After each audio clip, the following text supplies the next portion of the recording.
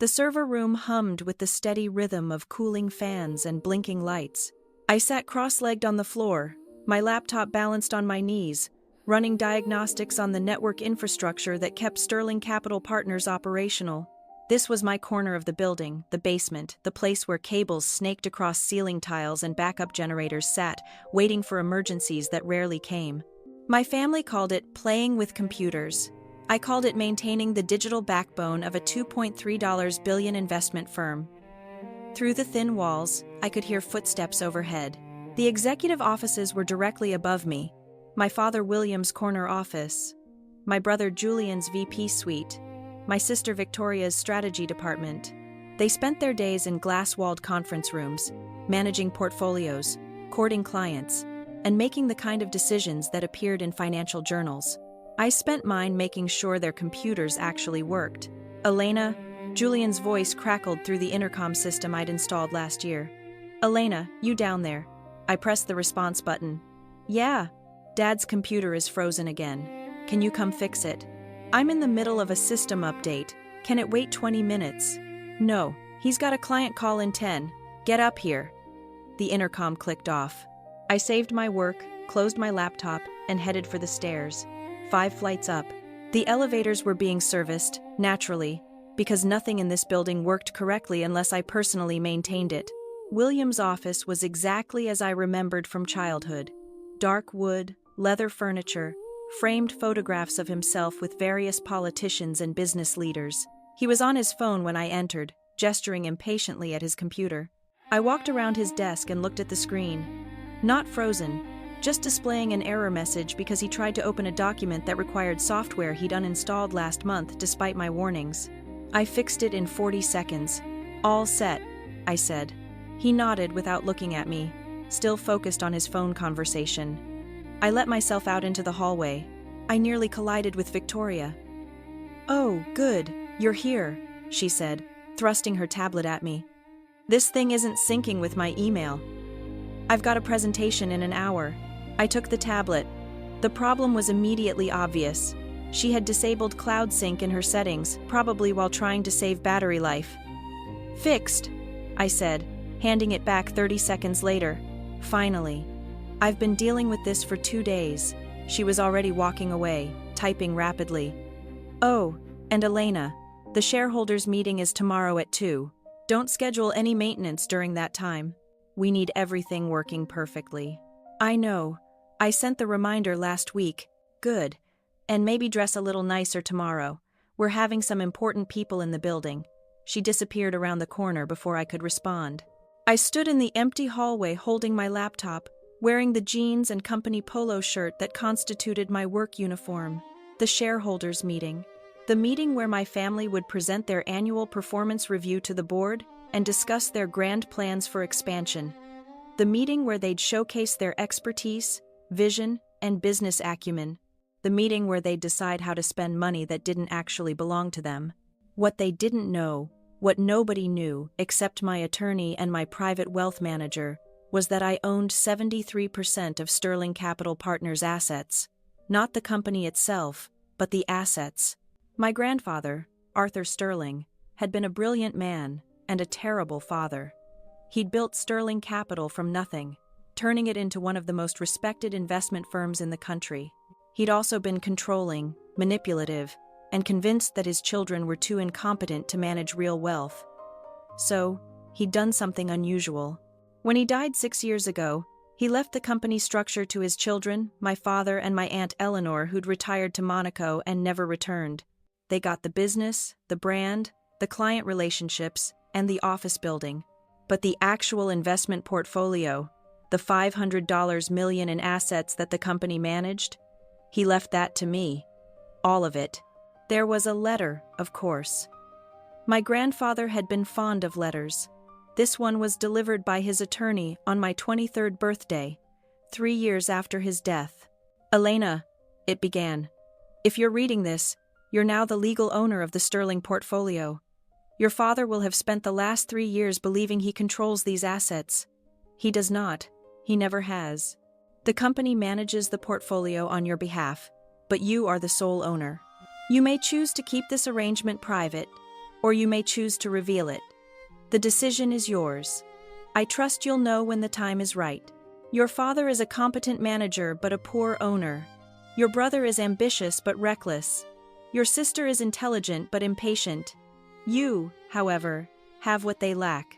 You understand that true power comes from understanding how systems work, not just how they appear to work. The company needs someone who sees the machinery behind the curtain. I believe that person is you. For 3 years, I'd kept the secret. For 3 years, I'd watched my family run Sterling Capital Partners, believing they owned what they managed. For 3 years, I'd fixed their computers, maintained their systems, and stayed invisible in the server room. And for 3 years, I'd been quietly learning everything there was to know about the portfolio I actually owned. I had access to everything. Not because of my ownership, nobody knew about that, but because I was the IT administrator. Every email, every document, every financial projection passed through systems I maintained. I had legitimate access to every database, every backup, every archived communication. I knew about Julian's risky investments in the cryptocurrency sector that he'd hidden from the board. I knew about Victoria's plans to expand into markets she didn't fully understand. I knew about Dad's increasingly desperate attempts to match the returns my grandfather had generated, even as he made decisions that slowly eroded the portfolio's stability. I knew everything. And tomorrow at the shareholders' meeting, they were going to propose a major restructuring that would fundamentally change how the portfolio was managed. They were going to vote on transferring $200 million into a new high-risk investment fund that Julian had designed. They were going to need my approval. They just didn't know it yet. The next morning, I arrived at the office at 6 a.m. to run final system checks before the meeting. Everything needed to be perfect. Presentation equipment, video conferencing for remote board members, network connectivity for the financial data they'd be displaying. I was in the main conference room, testing the projector when Julian walked in at 7:30. "What are you doing here?" he asked. "Making sure your presentation doesn't crash in the middle of your big moment." "Right. Good." He set his coffee down and opened his laptop. "Hey, while you're here, can you look at something? My financial modeling software keeps giving me error messages." I walked over. The problem was obvious. He'd corrupted a spreadsheet by forcing a formula that the software wasn't designed to handle. "You're trying to project 20-year returns on a fund that's only existed for 6 months, I said. "The software doesn't have enough historical data to generate reliable projections." "Can you make it work anyway?" "I can make it stop showing error messages. I can't make the projections accurate. Just make the errors go away. The board doesn't need to know the limitations." I stared at him. "You're presenting unreliable data to the board." "I'm presenting a vision," he said. "Sometimes you have to extrapolate beyond what the data strictly supports. That's called innovation, Elena. You wouldn't understand." I fixed his error messages without another word. By 2 p.m. The conference room was full. 12 board members, including several external advisors. My father sat at the head of the table. Julian was to his right, looking confident in an expensive suit. Victoria was to his left, reviewing her notes. And me? I was in the back corner, sitting at the small table where the AV equipment was set up, just in case anything went wrong with the technology. That's where the IT person sat in the corner, ready to fix things. Nobody questioned it. The meeting began with Dad's overview of the company's performance, strong returns in most sectors, some volatility in emerging markets, overall trajectory positive, but room for improvement. Then Julian stood up for his presentation. "Ladies and gentlemen," he said, his voice carrying the confident tone of someone who'd practiced this speech extensively. "Sterling Capital Partners has been successful by being conservative, by playing it safe, but the market is changing. Our clients are younger, more risk-tolerant, more interested in innovative investment strategies." He clicked through slides showing various market trends and potential opportunities. "That's why I'm proposing the Sterling Innovation Fund, a $200 million portfolio focused on high-growth technology sectors, cryptocurrency integration, and emerging market opportunities. The projected returns," he clicked to a slide, showing the numbers I'd fixed that morning, "are exceptional. 20-year projections show potential returns of 300% or more." Several board members leaned forward, interested. Victoria presented next, outlining the operational structure for the new fund, management fees, client acquisition strategies, marketing plans. It all sounded very professional. It all depended on money they didn't actually control. "Before we vote," said Marcus Chen, one of the external board members, "I'd like to understand the risk profile better. This is a significant portion of our managed assets. What's our downside protection?" "The diversification strategy," Julian began, "is insufficient for this level of risk," I said quietly from my corner. Everyone turned to look at me. "Sorry," I said, not feeling sorry at all. "But the diversification model you're presenting doesn't account for correlation between the crypto markets and the tech sector. If both decline simultaneously, which happened twice in the last 5 years, you're looking at potential losses of 40 to 60%, not the 15% maximum you've projected." Julian's face reddened.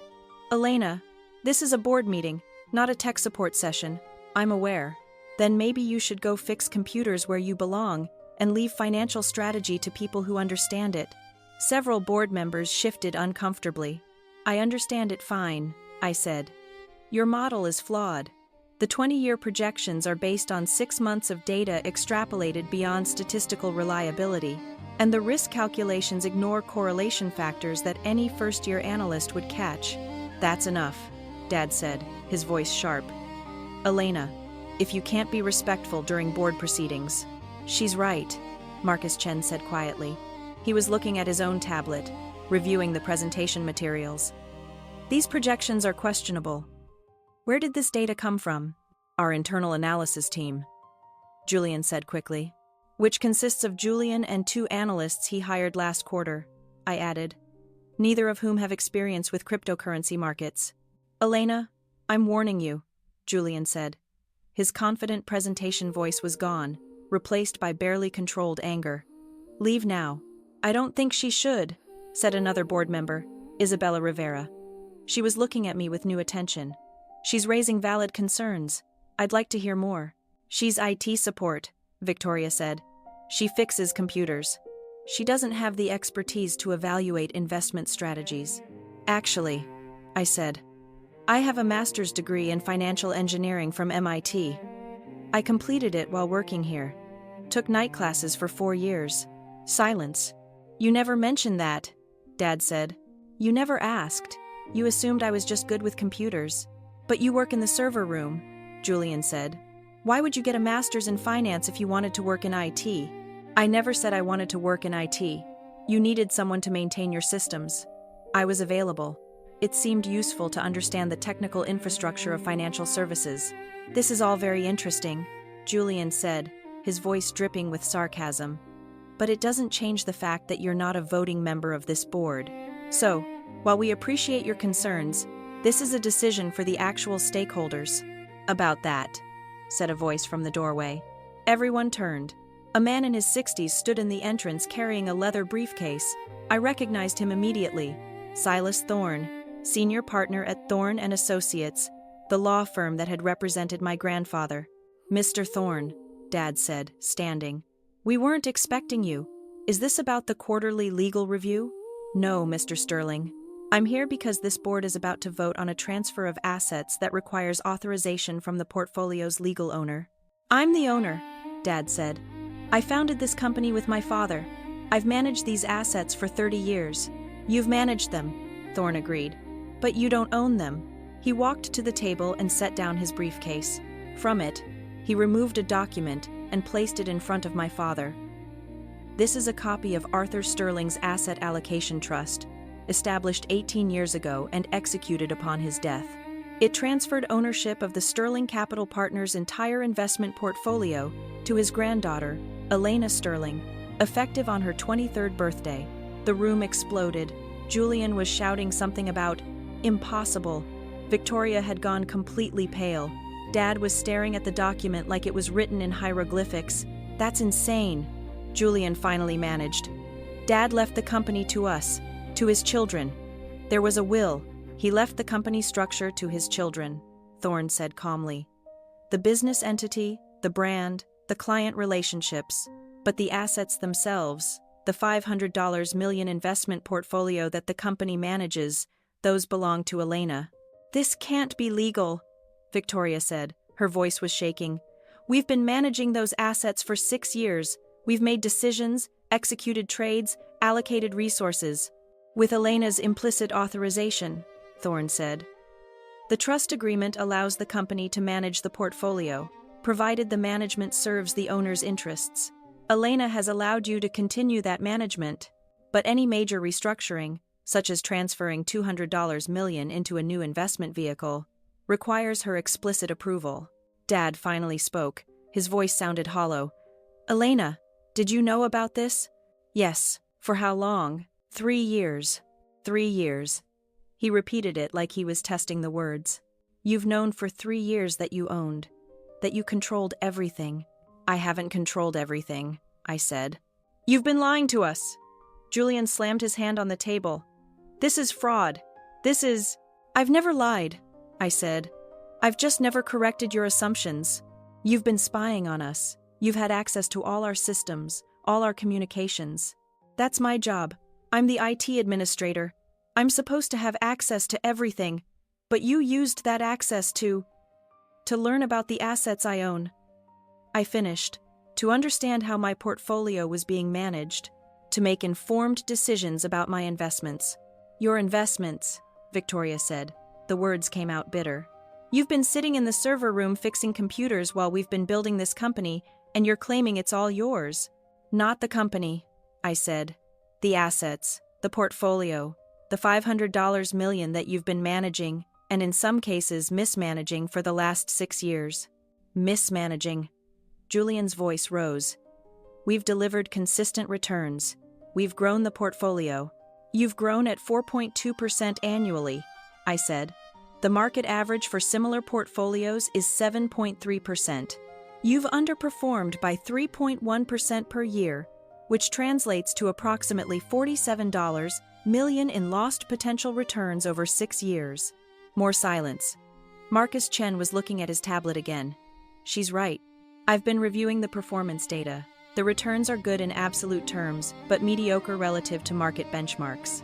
And now, I continued, you want to transfer 40% of my assets into a high-risk fund based on flawed projections and insufficient risk analysis.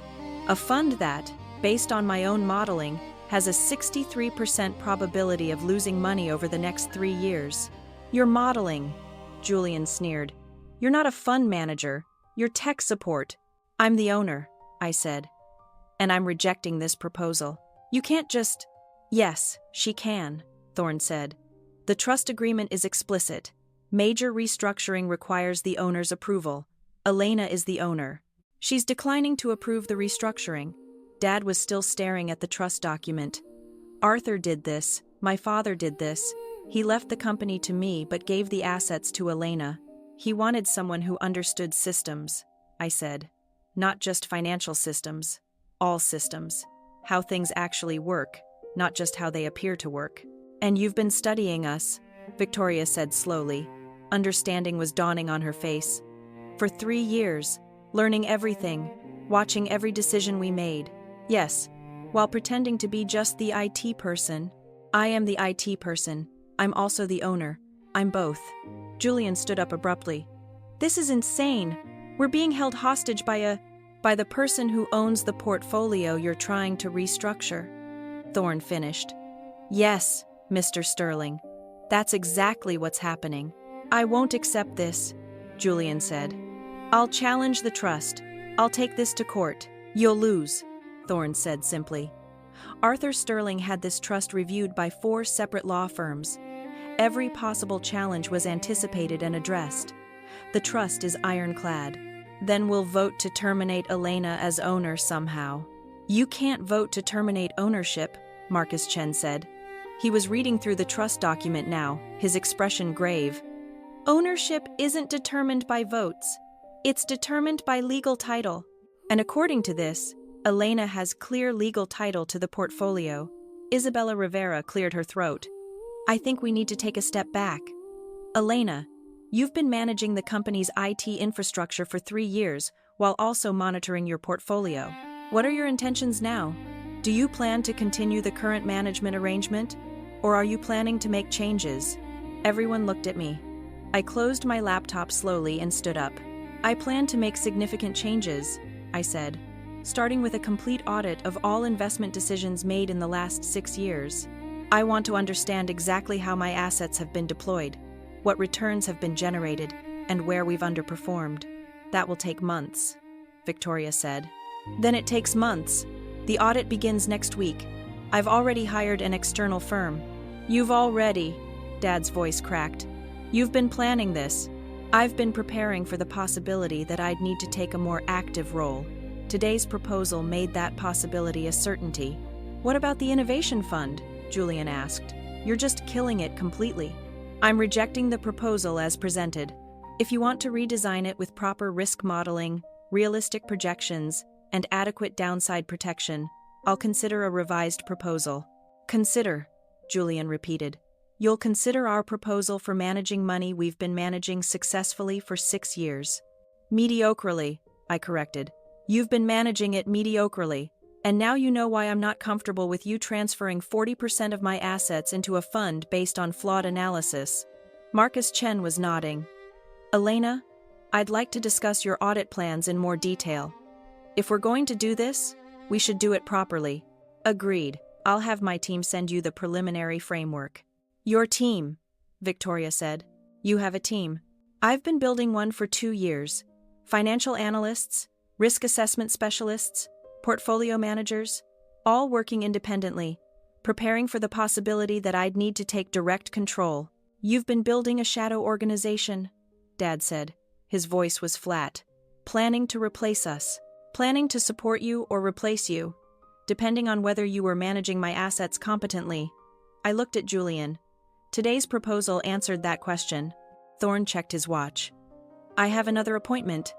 Elena, do you need anything else from me today? No, thank you for coming. He nodded and left. The room felt very quiet after he was gone. Finally, Isabella Rivera spoke. I move that we table the Sterling Innovation Fund proposal pending redesign and additional risk analysis. All in favor. 7 hands went up. Motion passes. This meeting is adjourned. People started gathering their materials. Several board members were already pulling out phones, presumably to report this development to their own firms and clients. Victoria stopped next to my chair. Elena, I don't know what to say. You don't have to say anything.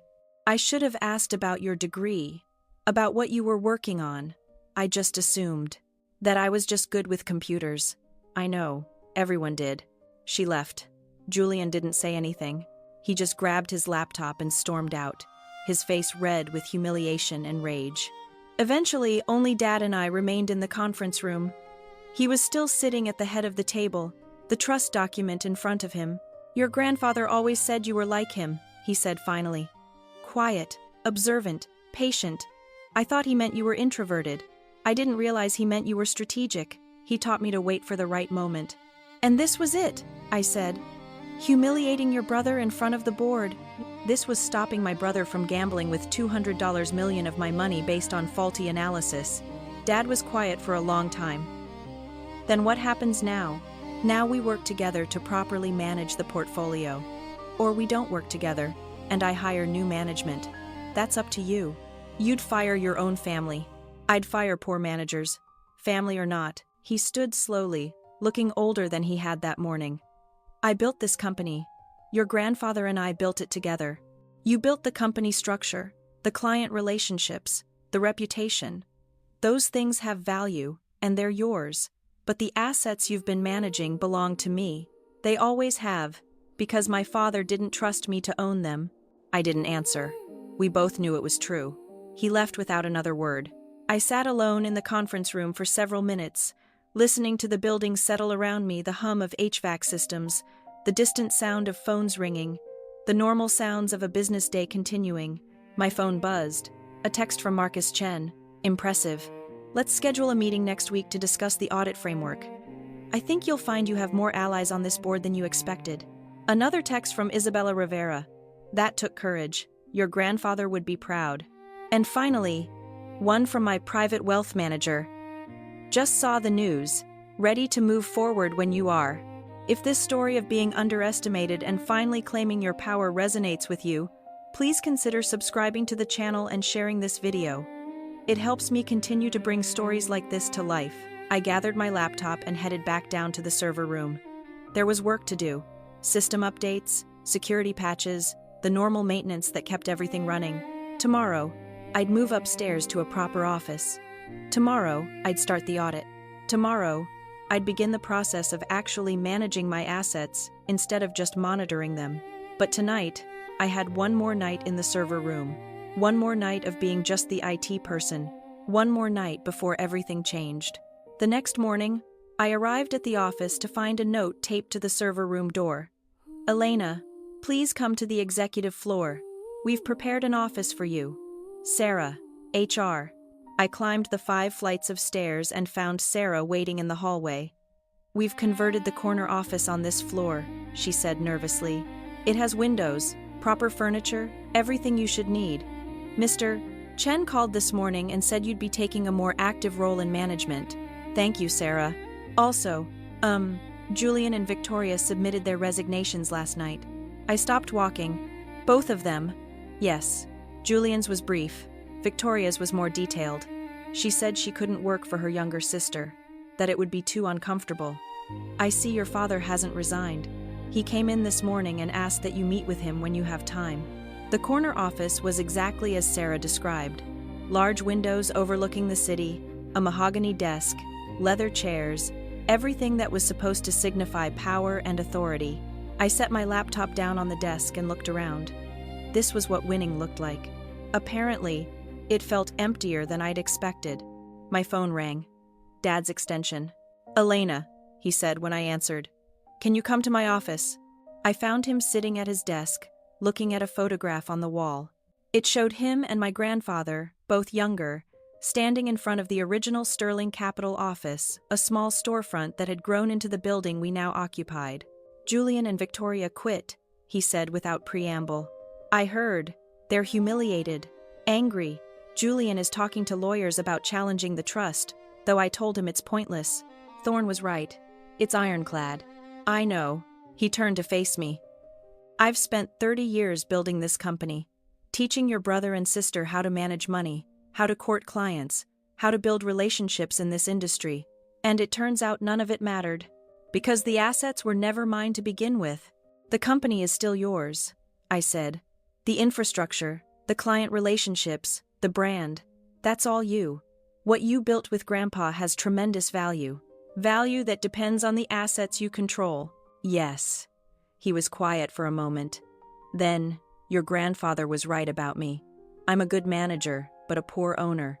I'm too cautious when I should be bold, and too bold when I should be cautious. I let Julian push me into proposals I should have questioned. I let Victoria's confidence override my concerns.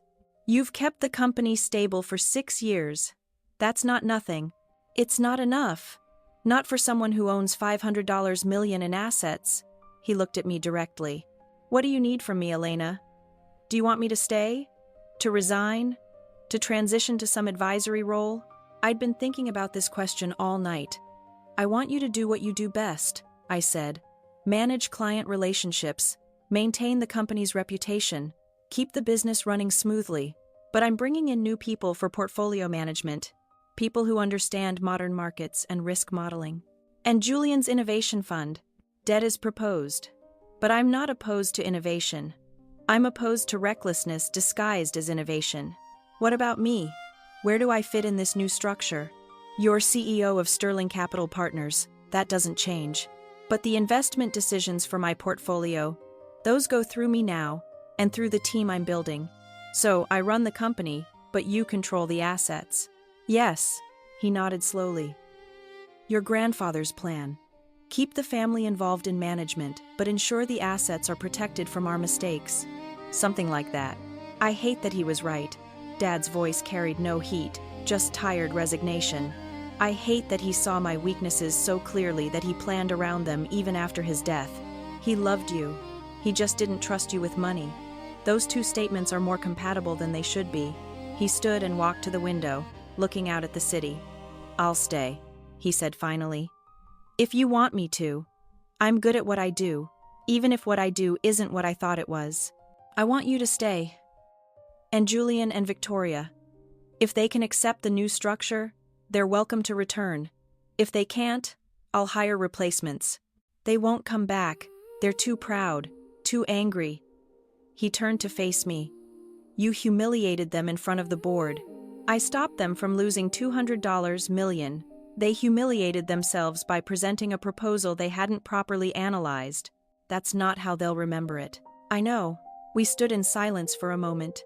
Your grandfather used to say something, Dad said. He'd say that the most powerful person in the room is usually the one everyone underestimates.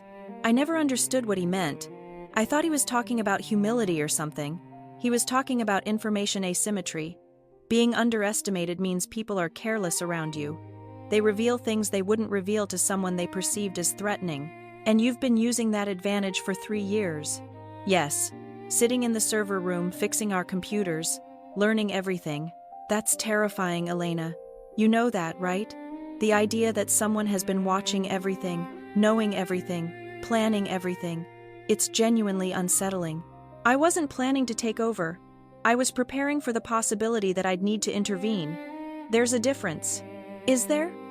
Because from where I'm standing, it looks like you've been running this company for 3 years while pretending you were just tech support. I was tech support. I was also the owner. Both things were true. Dad shook his head slowly. Your grandfather trained you well. Too well, maybe.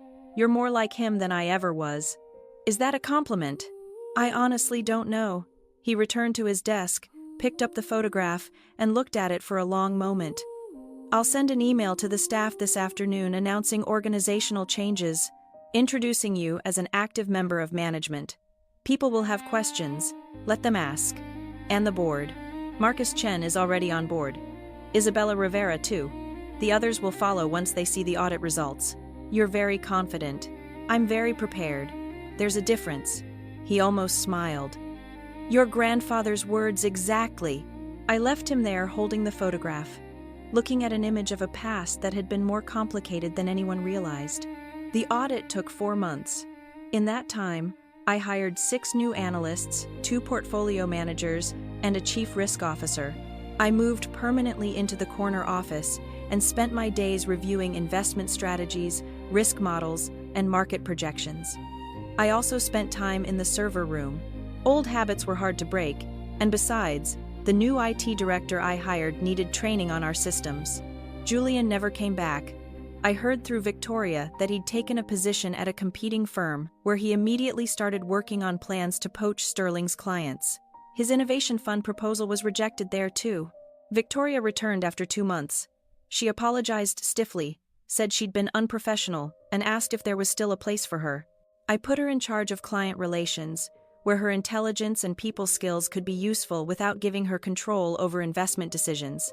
Dad stayed, managing the company's operations and slowly accepting his new role. We met weekly to review performance and strategy. The meetings were professional and increasingly productive, though they never quite lost their underlying tension. The audit results confirmed what I'd suspected. Mediocre performance, several high-risk positions that weren't properly hedged, and a general tendency toward following market trends rather than anticipating them. We fixed it. Within 6 months, the portfolio was restructured, properly diversified, and generating returns that exceeded market benchmarks for the first time in years. Within a year, the $500 million portfolio had grown to $547 million. People started asking about the transformation. Industry journals wanted interviews. Competitors wanted to know what had changed. The answer was simple. Someone who understood systems had started running them. 1 year after the shareholders' meeting, I was in my office reviewing quarterly results when Dad knocked on my door. "Got a minute?" he asked. "Sure." He sat down across from me, looking more relaxed than I'd seen him in months. "Just got off the phone with Marcus Chen," he said. "He wanted me to tell you that the board is unanimously impressed with the portfolio's performance. They're proposing to expand your authority to include oversight of the company's operational investments as well. Not just your personal portfolio, they want you managing all of Sterling Capital Partners' investments. Company assets, client portfolios, everything. That's a significant expansion." "It is. It also means you'd effectively be controlling the entire company, not just your grandfather's assets." How do you feel about that? He considered the question carefully. 6 months ago, I would have hated it, seen it as the final humiliation, proof that I'd failed at everything my father built, and now I see someone who's doing what needs to be done, someone who's making the company stronger, more stable, more successful than I ever managed to make it. He paused. Your grandfather saw something in you that I missed. I'm glad he did. Dad, let me finish. I'm not good at this, but I need to say it. I'm sorry for treating you like you didn't matter, for assuming you'd failed, just because you weren't following the path I expected, for not seeing what you were capable of until you forced me to see it. Thank you. Your grandfather would be proud. Hell, I'm proud. Even if I'm also slightly terrified of you. I smiled. You should be. I know where all the bodies are buried. Because you have access to all our email. Because I have access to everything. He stood to leave, then paused at the door. Your brother called me last night. He's struggling at his new firm, having trouble getting clients to take him seriously. He wanted advice. What did you tell him? I told him to be patient, to learn, to understand that real power doesn't announce itself. It waits. Dad looked back at me. Your grandfather's advice seemed appropriate. After he left, I sat at my desk and looked out at the city. 3 years in the server room, 1 year in the corner office, and finally everything was exactly where it needed to be. My phone buzzed. A message from the new CIO. Network infrastructure audit complete. Everything's running perfectly.